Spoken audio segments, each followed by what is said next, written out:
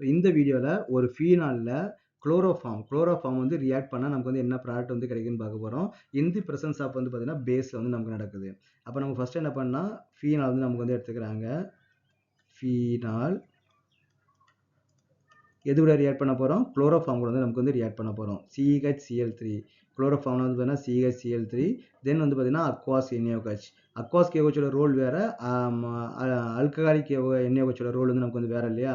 அது ரெண்டுக்கும் நமக்கு வந்து டிஃப்ரெண்ட் வந்து இருக்குது. அப்போ நமக்கு வந்து கூட ரியாக்ட் பண்ணும்போது நமக்கு என்ன OH வந்து நமக்கு வந்து ஆசிட் இல்லையா? அப்போ நமக்கு என்ன பண்ணால் ONA வந்து நமக்கு வந்து ஃபார்ம் ஆகிடும். இங்கே நமக்கு என்ன CHCl2 வந்து நமக்கு வந்து ஃபார்ம் ஆகும். CHCl2 வந்து நமக்கு வந்து ஃபார்ம் ஆகும். இது கிளியராக தெரியல இல்லையா? அதனால் கீழே எழுதிப்போம். ஓகே, இந்த ரெண்டு நமக்கு வந்து ரியாக்ட் ஆகும்போது நமக்கு வந்து என்ன ப்ராடக்ட் வந்து நமக்கு ஃபார்ம் ஆகும்னு பார்த்தீங்கன்னா, இங்கே நமக்கு வந்து ஒரு OH வந்து இருக்குது. இங்கே நமக்கு வந்து CHCl2 வந்து நமக்கு வந்து ஃபார்ம் ஆகும். CHCl2 வந்து நமக்கு ஃபார்ம் ஆகும். நெக்ஸ்ட் இதை ஃபர்தராக நீங்கள் வந்து ஹைட்ராலிசிஸ் பண்ணும்போது ஒரு ஆசிட் மீடியத்தில் வந்து நமக்கு வந்து ஹைட்ராலிசிஸ் பண்ணும்போது நமக்கு என்ன கிடைக்குன்னா சாலிசிலிக் ஆல்டிஹைடு வந்து கிடைக்கும்.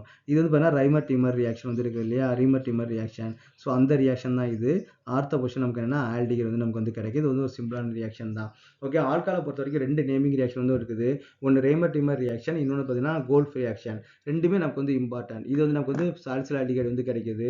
அதில் வந்து நமக்கு என்னென்னு பார்த்தீங்கன்னா சாலிசிலிக் ஆசிட் வந்து நமக்கு வந்து கிடைக்கும். இது ரீமர் டிமர் ரியாக்ஷன்.